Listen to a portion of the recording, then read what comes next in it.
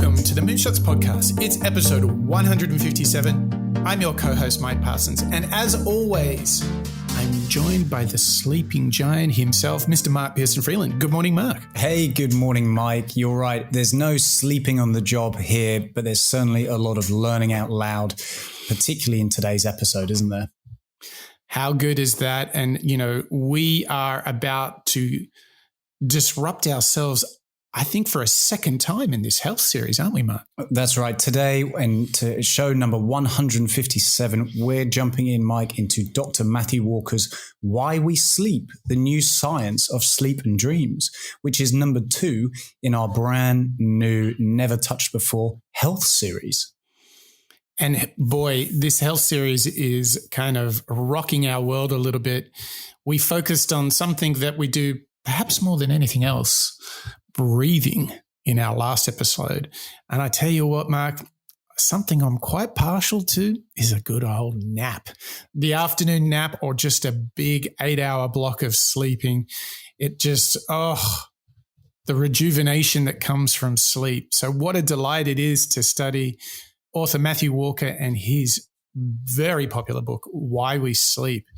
And we've got science, we've got practical tips, we've got some hacks that you can do. I mean, we're going all throughout the universe of sleeping.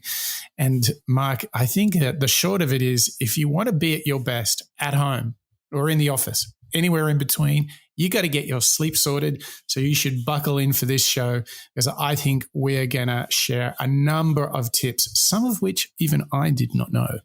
That's right. And as a quick scene setter, Mike, for you and I and our listeners, if you were to Google how much you sleep in your lifetime, the average number of years that people tend to sleep in their life is around 26 years of your life, obviously depending on how you go, is spent asleep. So I think it's something that we all do, exactly like you just said, breathing. I think breathing and sleep are things that are so intrinsic to all of us and we do a lot of.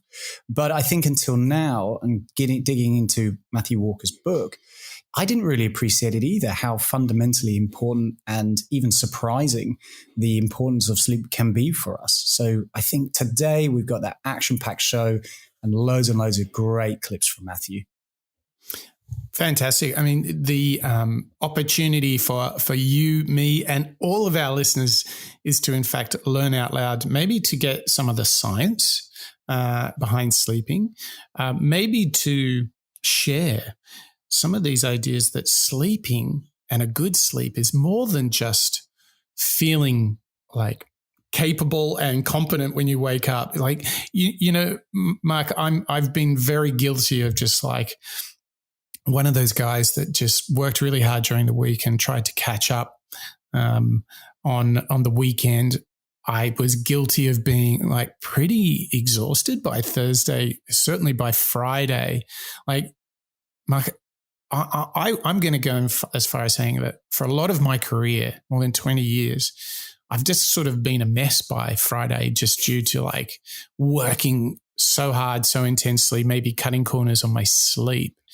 And it's just not good, is it? Well, you hear so many, habit hacking approaches in life, you want to start your own business, stay up late or wake up early. And I think this is very, very true for a lot of us, where we've perhaps sacrificed how much you get a good night's sleep in favor of doing that work. And I think what Matthew reveals to us today in show 157 is exactly that. The importance of sleep goes far beyond just the ability to perform the next day or the next week, but in fact, as a whole in your being, it's so fundamental to being the best version of yourself. It's unavoidable, and we should all take ownership and control over how much good sleep we get every single night. You're absolutely right. So I think you've just set it up perfectly. So with no further ado, let's listen to author Matthew Walker, who wrote Why We Sleep. Let's listen to Matthew talking about the importance of sleep. Let me start with the brain and the functions of learning and memory. Because what we've discovered over the past 10 or so years is that you need sleep after learning to essentially hit the save button on those new memories so that you don't forget. But recently we discovered that you also need sleep before learning. And now to actually prepare your brain, almost like a dry sponge, ready to initially soak up new information. And without sleep, the memory circuits of the brain essentially become waterlogged, as it were, and you can't absorb new memories. So let me show you the data. Here in this study, we decided to test the hypothesis that pulling the all-nighter was a good idea. So we took a group of individuals and we assigned them to one of two experimental groups, a sleep group and a sleep deprivation group. Now, the sleep group, they're going to get a full 8 hours of slumber. But the deprivation group, we're going to keep them awake in the laboratory under full supervision. There's no naps or caffeine, by the way, so it's miserable for everyone involved. And then the next day, we're going to place those participants inside an MRI scanner. And we're going to have them try and learn a whole list of new facts as we're taking snapshots of brain activity. And then we're going to test them to see how effective that learning has been. And that's what you're looking at here on the vertical axis. And when you put those two groups head to head, what you find is a quite significant 40% deficit in the ability of the brain to make new memories without sleep. I think this should be concerning considering what we know is happening to sleep in our education populations right now. In fact, to put that in context, it would be the difference in a child acing an exam versus failing it miserably, 40%. And we've gone on to discover what goes wrong within your brain to produce these types of learning disabilities. And there's a structure that sits on the left and the right side of your brain called the hippocampus. And you can think of the hippocampus almost like the informational inbox of your brain. It's very good at receiving new memory files and then holding on to them. And when you look at this structure in those people who'd had a full night of sleep, we saw lots of healthy learning-related activity. Yet in those people who were sleep deprived, we actually couldn't find any significant signal whatsoever. So it's almost as though sleep deprivation had shut down your memory inbox, and any new incoming files, they were just being bounced. You couldn't effectively commit new experiences to memory. I mean, Mike, what a way to kick off the show with a dose of truth from Dr. Matthew Walker. I mean, yeah, wasn't it interesting, that he used this analogy that sleep is like a save button. So it's not only about being awake, ready to learn and perform, but it's how you withhold and retain and build upon that knowledge or that work or that experience. That was quite interesting for me because we often just think about, I have to get a good night's sleep so I can do my big thing tomorrow, so I can perform. But he's actually making the case there, like you actually need to do it just to, hit the save button on everything that happened during the day. Yeah, it's really, really interesting for me. I mean, there's been times in my life, as I'm sure there are for yourself and our listeners, where I've pulled all-nighters, whether as a child, playing video games all night long, or when I got into my career, genuinely pulling all-nighters in the office, sleeping under a desk for maybe half an hour before a client turns up at 9 a.m. I think we've all probably done that before. And I think this really surprising thing actually for me is the science that proves, as Matthew's broken down with MRI scans, the deficit of 40% in performance. I mean, if I'm building on what Matthew was saying, it is the difference between an A grade for a student and maybe a D grade. So pass or a fail. But also, as I think about my own career, what impact a 40% deficit has had on my work the following days, or maybe even the week following, is absolutely staggering. And this idea of hitting the save button, allowing yourself to rest, and most importantly, allowing your brain to sort of make those synaptic connections, retain that information, and actually be ready for the next day in order to absorb more information is absolutely staggering and surprising to me. Yeah. There's a lot inside of the book. that really is like a big slap in the face, isn't it? Like just a few things that I've pulled from the book. Like if you have 10 days with just 7 hours of sleep, this is equal to a 24-hour sleep deprivation period and the brain dysfunction caused from that. So let's just unpack that for a second. So you go 10 days with 7 hours sleep. That is equal to having an all-nighter and all the dysfunction that comes from having an all-nighter. So think about this. How many of us, you, me, and all of our listeners, have perhaps had weeks or at least one, maybe 2 weeks in a row where you've only on average got 7 hours of sleep? That is equal. If you do that for just 10 days, that is the equivalent to going 24 hours without sleep. And just when you've done that, just remember how dysfunctional we're like zombies, barely compos mentis. That's just shaving off 1 hour a day. That's what it does, Mark. So let me build on that, because this is fascinating. So there are 30 days in a month. So let's say every 10 days you go with only 7 hours of sleep. This is the equivalent of having 3 all-nighters every single month, almost one a week. If I did that, I would be exhausted and I would obviously not be able to perform to the best of my ability. But the truth is, there's certainly been times in my life when I've probably gone more than a week, maybe even 2, 3, maybe even 4 weeks of less than 7 hours sleep. I had no idea that that's the effect and the dysfunction that it has on my brain until now. That's fascinating. Yeah. And look, I think the key thing here is we have a choice. Do we want to make sleep like a non-negotiable? I think what you're going to hear in the rest of the clips is that this is way, way, way more than just feeling like energized or alert during the day. This will affect our performance, our overall health. There's even direct links to the lack of sleep and cancer. So sustained lack of sleep results in really genetic disease.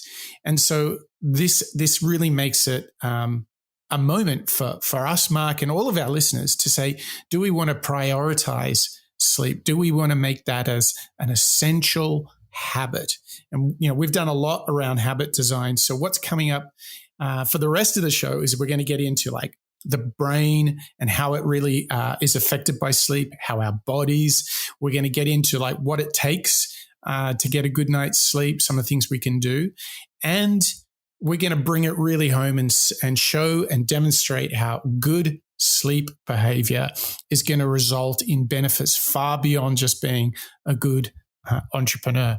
So that's pretty action-packed, isn't it, Mark? That's very, very action-packed. And talking about action-packed, Mike, we've got a number of members and listeners who deserve a bit of a shout-out, don't they? They're certainly not. I'm hoping they're getting good night's sleep, and I'm sure they will after today's show, but they're certainly joining us on the Moonshot Show alive and kicking, aren't they? Absolutely. And I think it's only appropriate that we do a shout out. So Mark, let's kind of tip the hat to all of our members on Patreon. That's right. Members on Patreon, drum roll, please. Welcome back, Bob and Niles, John, Terry and Bridie, Niall and Sandy, Marjolaine and Ken, Dietmar, Tom, Byron and Mark, Helena, Yaniv, Marjan, Connor and Rodrigo. Welcome, guys, and thank you for joining us via the Patreon platform. Great to have you with us. Yes, and if you do want to become a member, head over to moonshots.io, click on the big member button, because once you're a member, you'll get access to our exclusive master series where we go even deeper than we do on this show. So head over to moonshots.io, become a member. It's all hooked up through Patreon, so it's nice and easy. And your support is very much appreciated, because when you contribute to us, it helps us pay our hosting bills, our website bill, and it actually helps us put together such a regular, every single week, 52 weeks a year. We put this show together for you, our listeners, the Moonshotters.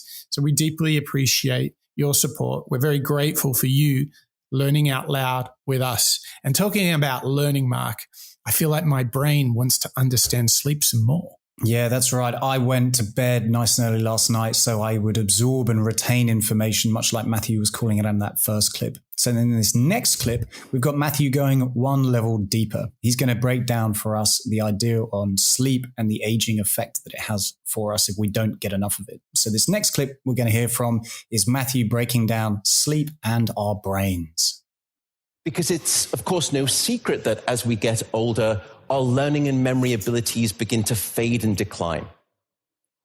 But what we've also discovered is that a physiological signature of aging is that your sleep gets worse, especially that deep quality of sleep that I was just discussing. And only last year, we finally published evidence that these two things, they're not simply co-occurring, they are significantly interrelated. And it suggests that the disruption of deep sleep is an underappreciated factor that is contributing to cognitive decline or memory decline in aging, and most recently we've discovered in Alzheimer's disease as well. Now, I know this is remarkably depressing news. It's in the mail, it's coming at you, but there's a potential silver lining here. Unlike many of the other factors that we know are associated with aging, for example, changes in the physical structure of the brain, that's fiendishly difficult to treat. But that sleep is a missing piece in the explanatory puzzle of aging and Alzheimer's is exciting because we may be able to do something about it. And one way that we are approaching this at my sleep center is not by using sleeping pills, by the way. Unfortunately, they are blunt instruments that do not produce naturalistic sleep. Instead, we're actually developing a method based on this. It's called direct current brain stimulation. You insert a small amount of voltage into the brain, so small you typically don't feel it, but it has a measurable impact. Now, if you apply this stimulation during sleep in young, healthy adults, as if you're sort of singing in time with those deep sleep brainwaves, not only can you amplify the size of those deep sleep brainwaves, but in doing so, we can almost double the amount of memory benefit that you get from sleep. The question now is whether we can translate this same affordable, potentially portable piece of technology into older adults and those with dementia. Can we restore back some healthy quality of deep sleep? And in doing so, can we salvage aspects of their learning and memory function? That is my real hope now. That's one of our moonshot goals, as it were. A moonshot. He's talking our language, isn't he, Mark? Yeah, he is. He's talking our language. Thanks, Matthew, for giving us a shout out. Now, here's the thing, Mark, when we talk about sleep in the brain, when I have had a good pattern of sleep, and it's not just 1 or 2 days, let me go as far as saying, like, if I have 2 weeks of really good, consistent sleep, here's how I feel during my day. I don't feel, when at that moment of waking, like when I've really slept well, I don't feel like I'm sort of battling gravity to get out of the bed. It's almost like I just kind of flow and cruise out of the bed like naturally. You know how sometimes you can feel really heavy when you get out of bed, like it's like gravity's pulling you back into the bed? Do you ever have that? Yeah, there's plenty of times when I've woken up, you know, even if I haven't had a drink the night before, you know, and it's a Saturday where you morning. thought, did I have a drink? Yeah. Where you wake up and you think, oh, I'm a bit heavy. And it is, it's my brain sort of reacting and responding to, I think, not having that great night's sleep. So what it does is it impacts my mood, my ability to have that get up and go attitude. Yeah. Now, once you've kind of wrestled yourself out of bed, the other thing I notice, like sort of to create this very stark contrast, when I have had that period of good sleep, let's say a week or 2, the other thing I notice is that I'm more inclined to be genuinely, naturally optimistic and positive about the morning. Like I just notice that my mood instantly before stretching, before a cup of coffee or some journaling or breathing exercise, whatever I'm going to do in the morning, I just generally have a better disposition to the world. But the big one I want to pitch to you, Mark, around cognitive function is that when I'm working, when I'm writing, discussing, and thinking, I feel like I'm seeing and imagining the world through high definition. Whereas when I'm not well slept, I'm a little bit foggy. My thoughts are not as crisp. My responses are a bit more muddled. For example, if I'm discussing some approach, an idea with a client, I kind of notice I take a little while to get going if I haven't slept well. Whereas when I'm well slept and in a good rhythm, my thinking is like a laser-like precise in my mind. It feels crisp, high definition. And I'm able to perform at a very high level relative to my potential, whatever that may be. But I feel like I'm really well geared, and also my capacity to recall previous conversations is much more instant. Like I can connect dots and so forth. Mark, for me, that's what, is how I relate to sleep and the brain. How do you, when you heard the author Matthew Walker there talking about, our recall and the relationship of brain and sleep, what comes to your mind? Like, how do you see it in your life? For me, it's definitely an impact on focus, like you were saying. So if I'm waking up and I'm feeling pretty good, there are less distractions in my brain. There's less things that are pulling my attention away from whatever it is that I have to do, whether it's on the weekend and I want to have a good weekend planned. Maybe it's active. Maybe it's just seeing family and friends. There's that laser-like focus. But also during the week when I'm working on a project, or like you say, with a client, or even on the Moonshot show, my focus is far more concise and precise because I've woken up feeling, to be honest, I think good night's sleep makes me feel happier. It makes me feel happier, healthier, and therefore I don't have all of those distractions that might be playing in my mind around, I haven't had a good night's sleep, so therefore I'm not going to perform my best. And then my confidence takes a hit, then my general well-being takes a hit. And what happens is that day, or at least the morning, becomes, you almost feel like it's a write-off, and you assume, I can't do this, so I'm going to make an excuse. Yeah, you're so true. But listen, it doesn't stop there, Mark. Actually, what Matthew Walker goes on to do is say, there's this direct relationship between sleep and the brain. Here's the good news. What we're going to do now is hear from Matthew Walker about sleep and the body. But as a deeper dive, I want to focus on this: sleep loss and your immune system. And here I'll introduce these delightful blue elements in the image. They are called natural killer cells. And you can think of natural killer cells almost like the Secret Service agents of your immune system. They are very good at identifying dangerous, unwanted elements and eliminating them. In fact, what they're doing here is destroying a cancerous tumor mass.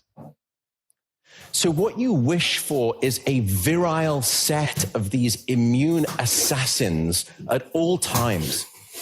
And tragically, that's what you don't have if you're not sleeping enough. So here in this experiment, you're not going to have your sleep deprived for an entire night. You're simply going to have your sleep restricted to 4 hours for one single night. And then we're going to look to see what's the % reduction in immune cell activity that you suffer. And it's not small. It's not 10%. It's not 20%. There was a 70% drop in natural killer cell activity. That's a concerning state of immune deficiency. And you can perhaps understand why we're now finding significant links between short sleep duration and your risk for the development of numerous forms of cancer. Currently, that list includes cancer of the bowel, cancer of the prostate, and cancer of the breast. In fact, the link between a lack of sleep and cancer is now so strong that the World Health Organization has classified any form of nighttime shift work as a probable carcinogen because of a disruption of your sleep-wake rhythms. So you may have heard of that old maxim that you can sleep when you're dead. Well, I'm being quite serious now. It is mortally unwise advice. We know this from epidemiological studies across millions of individuals. There's a simple truth. The shorter your sleep, the shorter your life. Short sleep predicts all-cause mortality.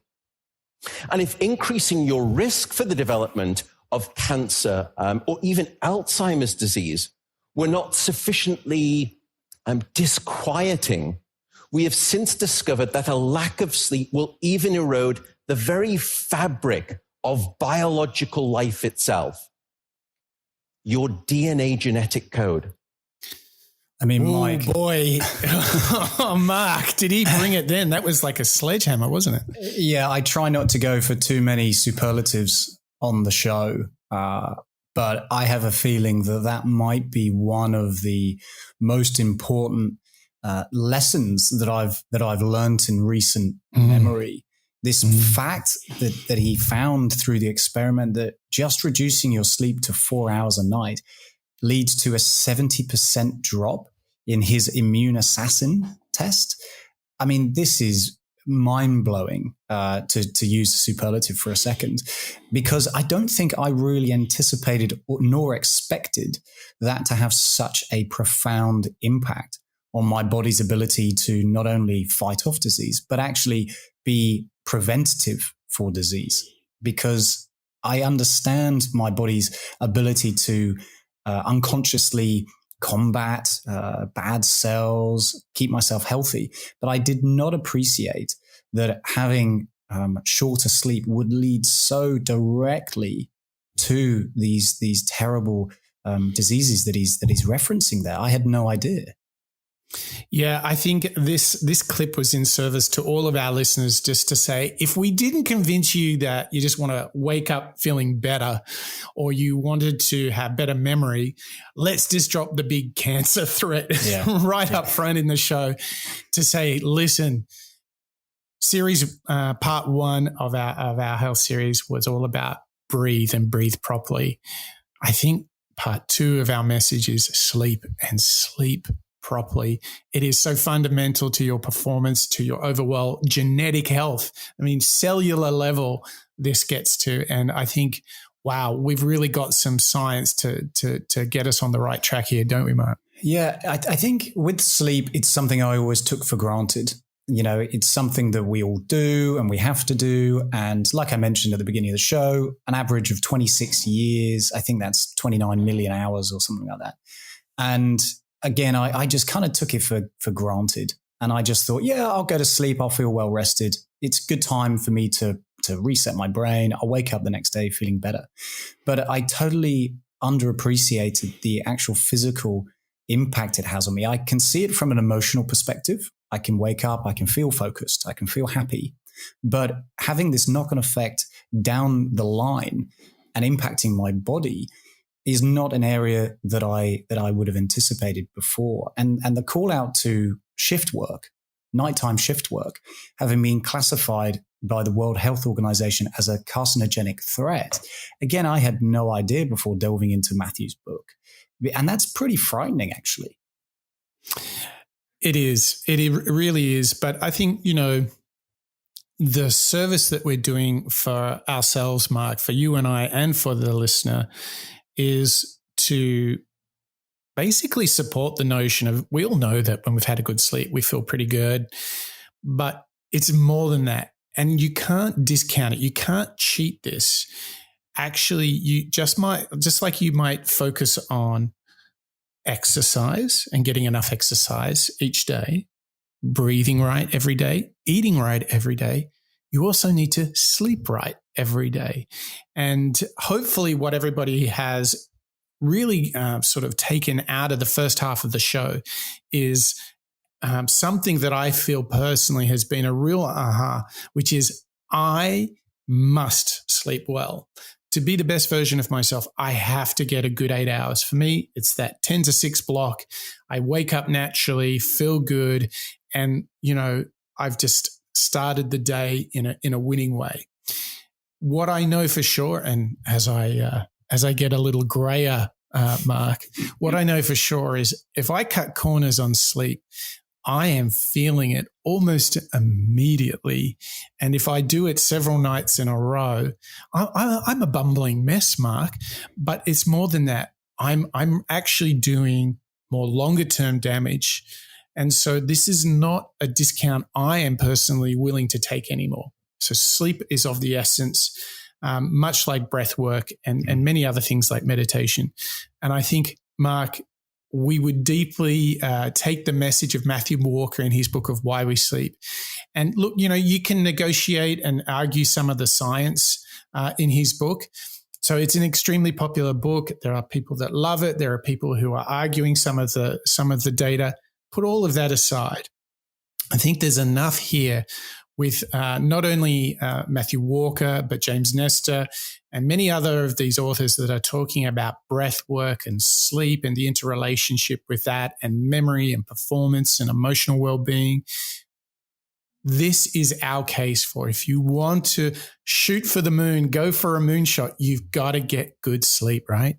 Yeah, I totally agree. And the great news, listeners, is we've got an action-packed second half of the show coming up where we're going to hear from Matthew again, giving us some good tips. So you'll hear from Mike and I giving our little breakdown on the hacks that we might do, but also you're going to hear from Dr. Walker as well, giving us practical tips on how to improve your sleep hygiene.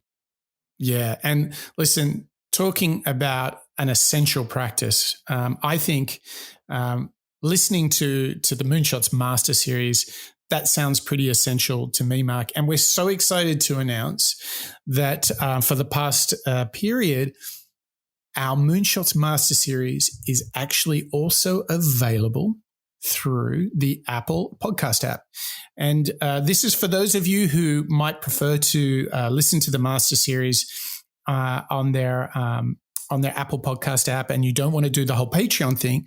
Well, we've made the podcast available as well. So if right now you're listening on an iPhone, just open up the podcast app and actually search for Moonshots Master Series, and you will actually find that you can subscribe directly in app to the Master Series, where you're going to hear these really deep dives. And I'm talking 90-minute masterclasses, how to get motivated, how to think better. There's a ton of great shows. I think, Mark, where we've already produced 5 of those master series. The 6th one will be coming soon.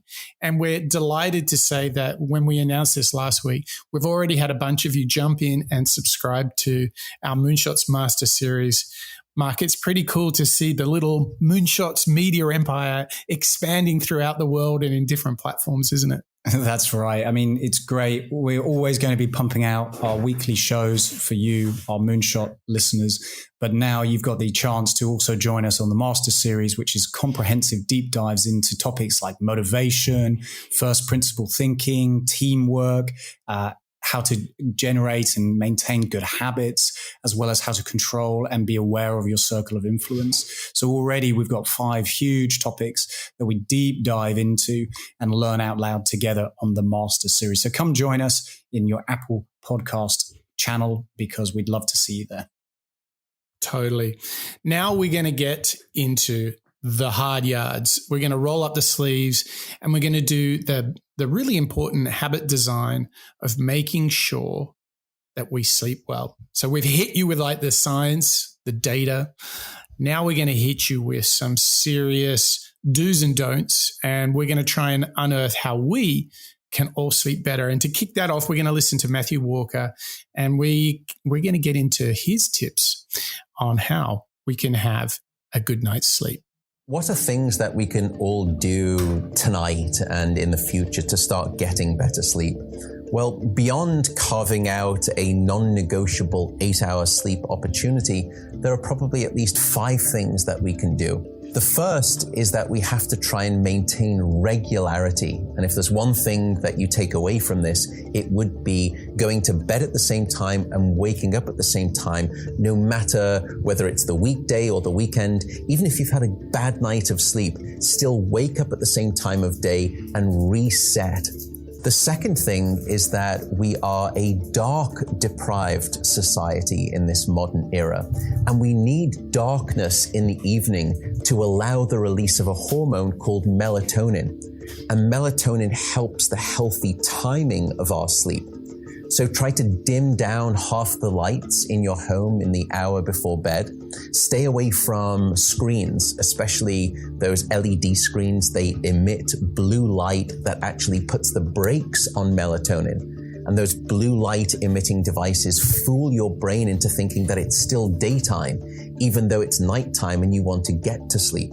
The third key ingredient is to keep it cool. Many of us actually have a bedroom that's too warm in terms of temperature. So an optimal temperature is about 68 degrees Fahrenheit or about 18.5 degrees Celsius. And the reason is that your brain and your body need to drop their core temperature by about 2 to 3 degrees Fahrenheit to initiate good sleep. And that's the reason that you will always find it easier to fall asleep in a room that's too cold than too hot. So having a cool room actually takes your brain and body in the right temperature direction to get good sleep. Great, Mike. So we've got 3 big tips there, and we'll follow it with another 2 from Matthew in the next clip as well. So apart from having a good solid 8 hours of sleep, what Matthew's calling out to you and I and our listeners is to have a regular routine, very similar to what you were just saying, Mike, about 10 to 6, keeping it dark, as well as keeping it cool. How are you tracking, Mike, when you think about your sleep pattern? Are you maintaining those 3 big tips? Oh, I mean, I try to, that's for sure. But I will tell you one thing that I learned from preparing this show with you, Mark, which was I have been guilty of when I have a backlog of sleep to make up, to doing like the epic sleep in, right? And what he's saying is do not do that. Like if you have had a bad night's sleep and let's say your wake up time is 6 and you're feeling like I could really take another couple of hours, he's actually saying that that's actually harmful to your sleep pattern because you kind of break the habit, which makes, now I think about it, it makes total sense, doesn't it? Because even I just got back from traveling in Europe and it was a big trip. And, you know, I traveled over 15,000 kilometers from Sydney to Bucharest. And, you know, I was really jet lagged when I got back. And one particular night I slept from 12 midnight to 12 in the noon of the following day. Now, and this was just last week, and I'm somebody who's pretty self-aware on sleep. I thought, oh, that was a good one. Like I really smashed away that 4 bonus hours there. But actually, as we listened to Matthew Walker, you realize like actually that wasn't so great. What I want to do is keep to my 10 to 6 schedule. And interestingly enough, it has been the last 2 nights that I've largely done that, and I feel so much better, like totally beat the jet lag. But I think that's one thing that I've been a little bit guilty of is doing those catch-ups. How did you respond to his first 3 tips on how we can build a good sleep habit? The one that stands out to me is the idea of keeping it dark. We tend to be overexposed to devices, don't we? Whether it's your television, your laptop, your iPad, your phone. And what Matthew's reminding us there is they all have these light-emitting diodes, and the blue light that we've all heard about now is actually tricking your brain. It's fooling your brain into thinking that it's still daylight. So it makes perfect sense once Matthew Walker breaks it down for us that if it gets to 8, 9, 10 p.m. and you're still using your device, worse still, you're using your device in bed, your brain is, and that's a big no-no. You're not setting yourself up for a good night's sleep because actually fundamentally you're not turning off. It's as though your brain still thinks it's daylight. So it's not releasing that melatonin. It's not relaxing down. So therefore, when people struggle to fall asleep, well, it's because you're using your device too much, or watching the television, or playing video games too much. And for me, Mike, at least over the last maybe even 10 years, actually, I've really actively avoided keeping a television in my bedroom because it's almost too tempting to, after dinner or late into the night, say, oh, you know what, I'm just going to watch an hour in bed, or I'll play a video game in bed. And when I hear colleagues or friends of mine who do that, it's such a big no-no for me that I'm surprised that they would do it, because I need my bedroom and I need my routine leading up to when I go to sleep to be light free, or at least blue light free, in order to ramp down and get ready for sleep. I think that's a really big reminder. And it's similar to what Cal Newport was revealing to us with his digital detox work, you know, with regards to focus and not being distracted while you're doing one thing. I think the same is true here. You're focusing on going to sleep, so don't be distracted. Yeah, that's a great take, Mike. I love that.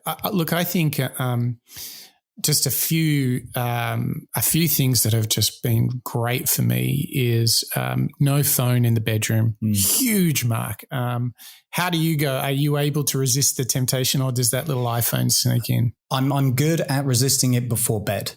You know, I'll put it into do not disturb mode, focus mode, maybe an hour before going to bed. Admittedly, in the morning, I'll tend to take a look at it maybe after a certain period of time, but I very, very actively try hard to not reach for it as soon as I wake up, because I'm aware that light will suddenly trigger my brain into kind of an anxious mode, actually. So it does sneak in the room. It does. It does sneak in my room because it's my alarm clock.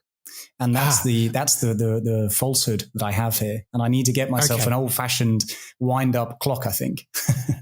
Totally. Or use your Apple Watch. Yes. Honestly, I would say not bringing the phone into the bedroom, huge breakthrough for improving my sleep. The next one is having a Kindle, so that I'm not getting an LED screen. I'm just getting e-ink. And I have this great ritual. I mean, it's a little bit frustrating. I read in bed. And the funny thing is, though, because of the ritualization I've done of going to bed and training my body, is that I can only ever read about 4 or 5 pages. And then every time I start, I'm like, oh, I don't remember reading this page, so I have to go back a few. So I'm like the slowest reader. And, you know, I choose not to read anything work-related. And in fact, one thing I've been doing recently is, like, I used to read like a lot of spy thrillers and stuff, totally unrelated to work. I'm now just reading like the history of great philosophers and stuff like this, because what I noticed is I'm reading this great series at the moment, and it's so captivating that it actually keeps me awake. So I'm now trying to find more boring academic stuff to read in bed in order to like knock myself off. But the point here is that get that phone the hell out of the bedroom. And another thing, you know, to build on, like, no iPhone, Kindle only.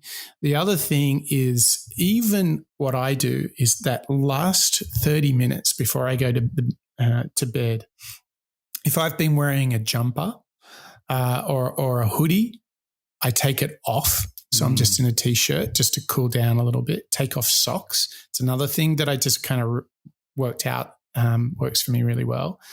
And then this is going to sound really, really, really silly, but it totally works, is I don't sort of rush around the house. I deliberately sort of walk and move slower, just to always keep my heart rate down. So I'm really kind of almost going into this semi-hibernation mode before entering the bedroom. Oh, I like that. I like the tips there on reducing your core temperature, like Matthew was saying. Yep. So removing the socks and so on. But I also like the slower pace. I think that's a really nice idea. Yeah, I think it's critical because, explore, test, and experiment with what you think can help. Just get the system to slow down, because then when the heart rate slows down and you're not too hot, you're breathing well, then that transition is just really, really easy. And we've got another quick set of tips here, and these are the ones that Matthew Walker says don't make him so popular, but nevertheless they're important. The fourth critical factor is actually avoiding alcohol and caffeine. Unfortunately, this makes me deeply unpopular, but alcohol is perhaps the most misunderstood drug when it comes to sleep. People think that it helps them fall asleep. That's not actually true. Alcohol is a class of drugs that we call the sedatives. And what you're doing is just knocking your brain out. You're not putting it into natural sleep. We also know that alcohol will fragment your sleep, so you'll wake up many more times throughout the night. And alcohol is also a very potent chemical for blocking your dream sleep or your rapid eye movement sleep. Caffeine is also a problem. Many of us know that caffeine can keep us awake. It's an alerting chemical. It's a stimulant in terms of a class of drugs. But few people know that even if you can have a cup of coffee after dinner and you fall asleep fine and maybe you stay asleep, the depth of the deep sleep that you have when there is caffeine within your brain isn't as deep as when you have abstained from that cup of coffee after dinner. So as a consequence, you wake up the next morning, you feel unrefreshed, and you don't remember waking up or having a difficult time falling asleep, but now you find yourself reaching for 2 or 3 cups of coffee in the morning, and you develop this dependency, this addiction cycle. The fifth and final tip for better sleep is to not stay in bed awake. So if you haven't fallen asleep within 20 or so minutes, or you've woken up and you're finding it difficult to fall back asleep, don't stay in bed awake. The reason is that your brain very quickly starts to learn the association between your bed being about the place that you're awake rather than your bed being about sleep.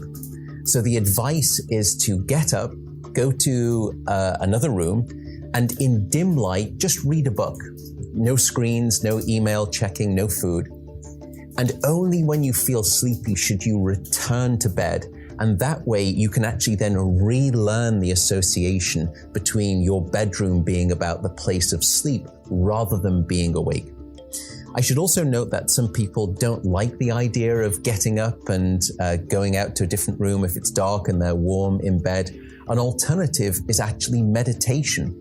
Meditation has been demonstrated in clinical trials to help people just relax the body, calm down the fight or flight branch of the nervous system that can happen when we wake up in the middle of the night and we have that Rolodex of anxiety thoughts.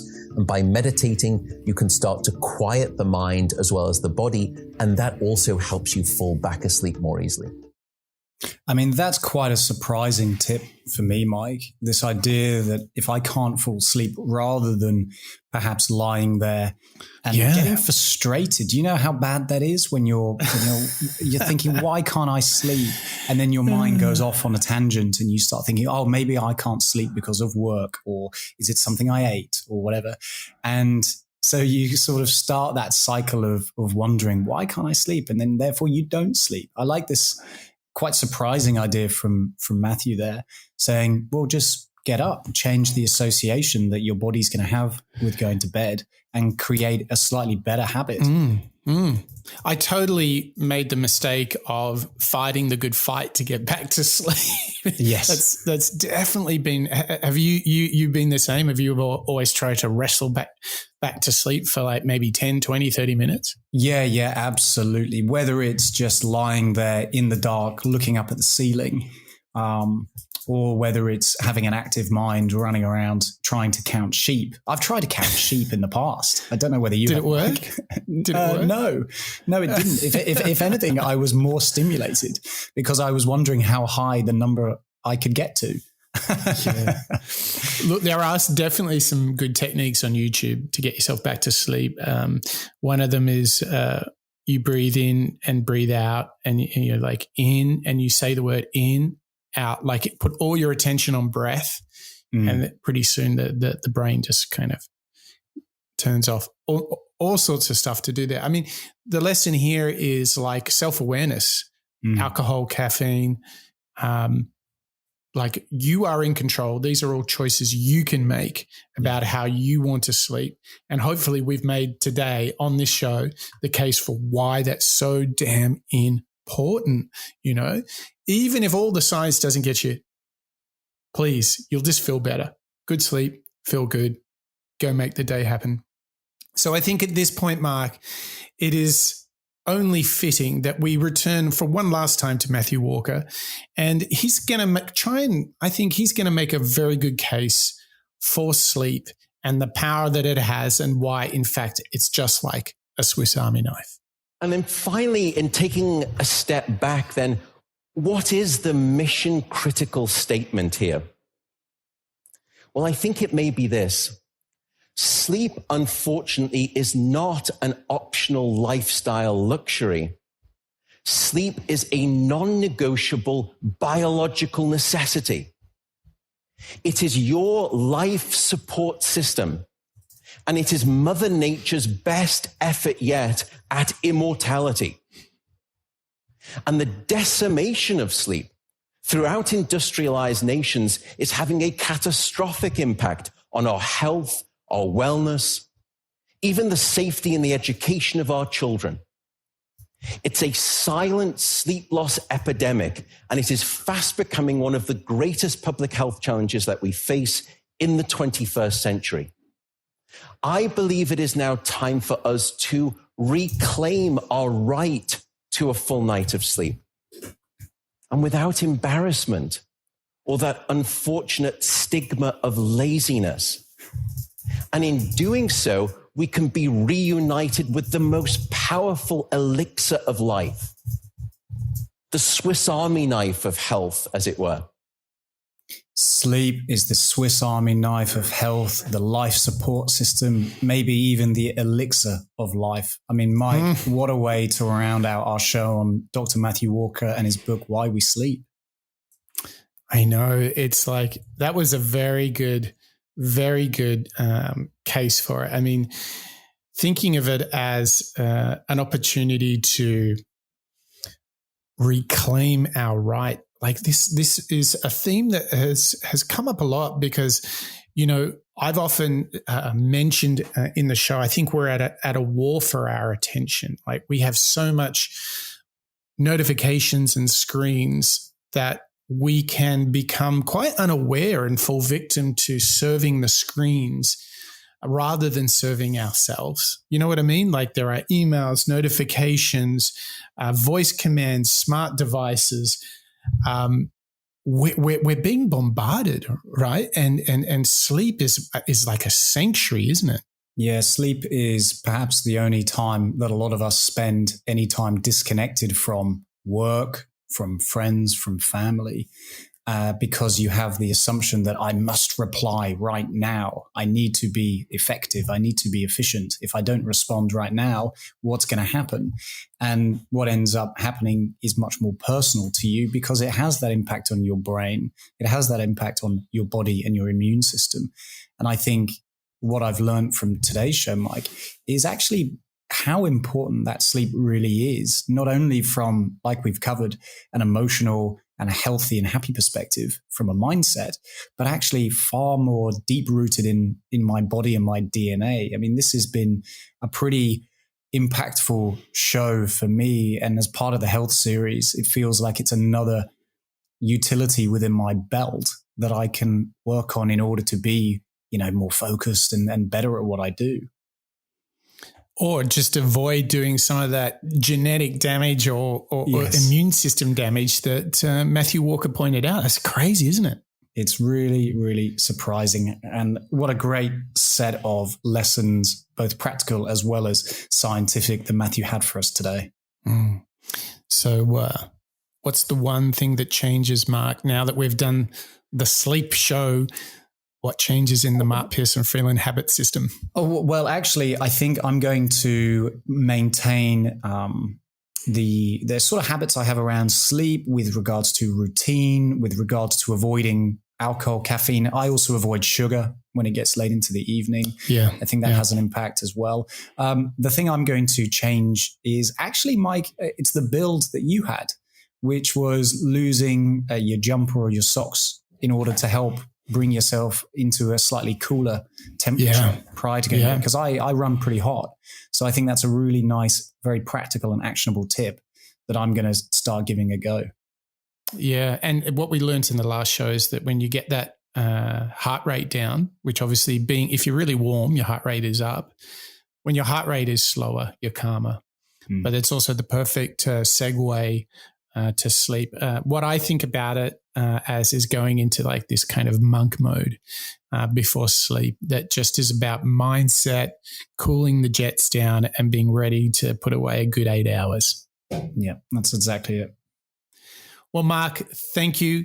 Thank you for all your help pulling together this show and this health series, which is absolutely bringing me new insights and challenging me to think holistically about being the best version of myself. And thank you to you, our listeners, for joining us on this journey of health.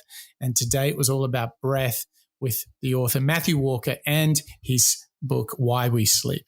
So it is sleep that is where the good things happen. In fact, what we learned from him is sleep is our way of saving information. It's hitting that save button. And the science really tells us that sleep has a direct relationship with the brain and with the immune system too.